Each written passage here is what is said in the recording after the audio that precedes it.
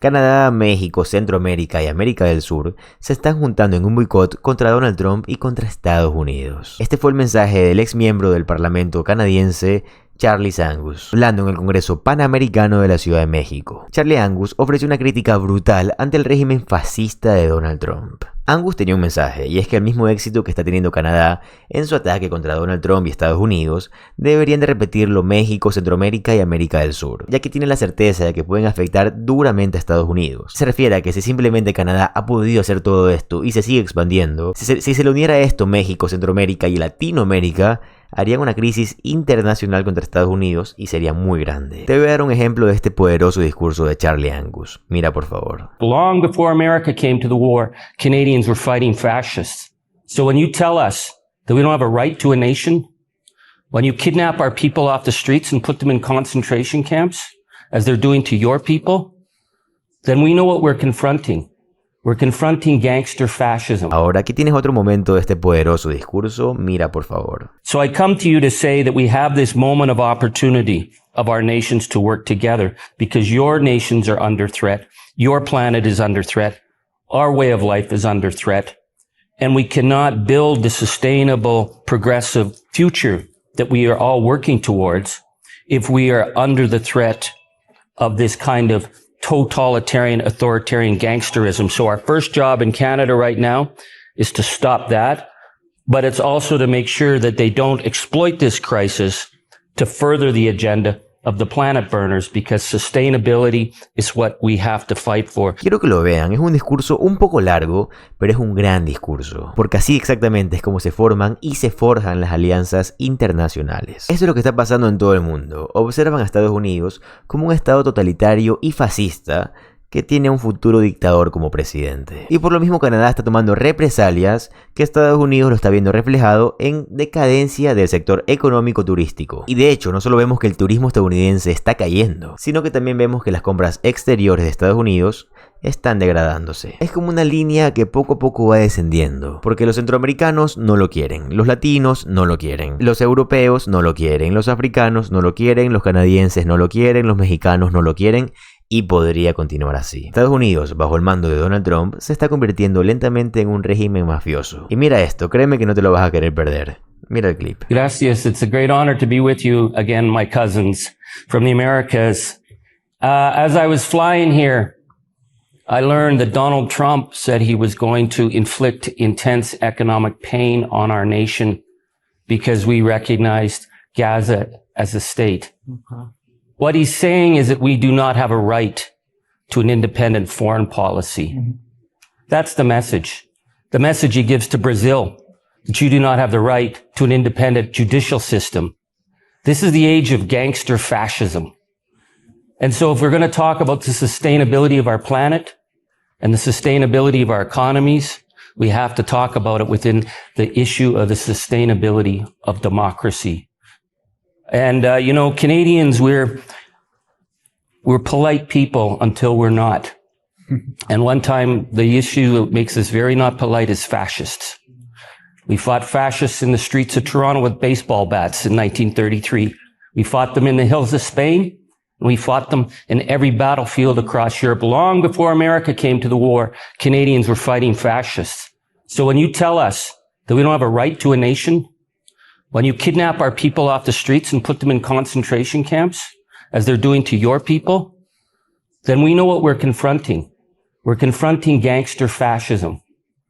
And I want to place the context of Canada right now because we are in this fragile but powerful moment. I read the polling from last night in Canada. Canadians now are overwhelmingly demanding our Prime Minister support Palestine. There's 95% of the Canadian people want immediate counter tariffs against the United States, and they're willing to sustain economic losses domestically to defend our sovereignty. So it's the determination of ordinary people that's an extraordinary moment. I've never seen anything like this. The willingness of people to come together who were divided and fighting before. But in this moment, we also know that there are powerful forces who would use this period of crisis for their opportunity. And so this is why I'm coming to you, my brothers and sisters in this global south, because we have to be together in the face of the threat. My work in Parliament in the last number of years, I come from mining country. My family were miners. I got to say, I love mining culture. I'm sorry. My town is full of holes. No streetlights. But my town built the glass towers of Toronto. And my town built the companies that are in your communities. And we got nothing left but a little museum to show for it. But in my period in Ottawa, I felt the need to go and work with the energy workers in Alberta because Canada is a petro state. We are a defiant petro state, but we often put a nice face on it.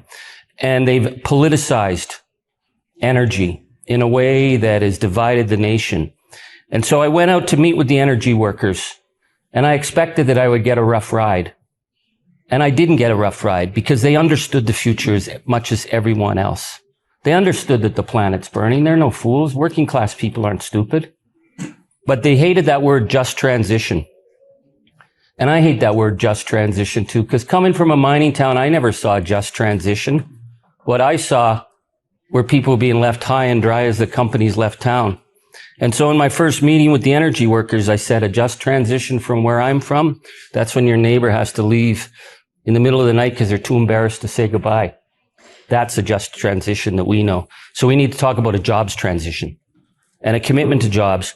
And we worked very, very hard to build a plan to build sustainable energy. And the workers and the support we got was incredible. And then the ideological MAGA governments provincially in the West shut that down. They shut down $33 billion in opportunities, potential for 170,000 jobs because they'd rather burn the planet than offer a way forward. That's what we're dealing with. You talk about disinformation. You know, our right-wing media are thrilled that we're getting rid of our EV mandates for vehicles, even though it would have given such a benefit to our auto sector. The disinformation telling us that they are actually going to break our nation up. That as Donald Trump threatens our country and we see unprecedented unity, we have leaders in the oil and gas sector and their premiers in the West saying they would break our country up unless we do not give more to the oil industry. We gave them $34 billion in a public pipeline. We pay 50 cents on the dollar for every bit of raw bitumen, raw toxic bitumen that goes to feed the United States. And they say, unless we build more pipelines, they're going to break our country up. So that's the threat we're under. And so I want to bring to you where I see the potential for change, because our prime minister is being told we need nation building projects. We need to break ourselves free of Donald Trump and we have to become economically independent, which we must. Nation building projects are about our regions. It's about sustainability. We have had the worst climate fires in the last 3 years. We used to have summer. We don't have summer anymore. We have fire season. We have thousands and thousands of people being evacuated. And our neighbors to the south, the Republicans are sending letters telling us to keep the smoke down as they're bringing in legislation to attack anything to do with clean energy. So we are in this moment, the planet is on fire and they would rather burn our planet to the ground because that's what gangster fascists do. So I'm going to step outside the box just a bit and give you a sense of what we are doing. Ordinary Canadians have launched a boycott of every single thing American. It wasn't organized. It wasn't planned. It doesn't come from our leadership. It comes from ordinary men and women who won't go into a grocery store and buy a single product from the United States. The shelves are empty. And where there are American products, they're turned upside down so you can tell and not buy them. Within 3 months, we started to see produce from Mexico and Peru. So I am here to say we need to build this alliance together where we start to trade and build with each other. We got lots of snow in the winter. It's hard for us to get green foods. But we will buy your foods because no Canadian will buy American. We stopped travel immediately. We are going to cost the United States economy $29 billion this year. from people saying, I will not go back to the United States. I will not visit. I will not cross the border. The boycott is a powerful tool to take the fascists on. If everyone was involved in the boycott around the world, CNBC predicts a $90 billion hit to the U.S. economy. They are only going to stop the threats to the rule of law if it hurts. And we have to make it hurt.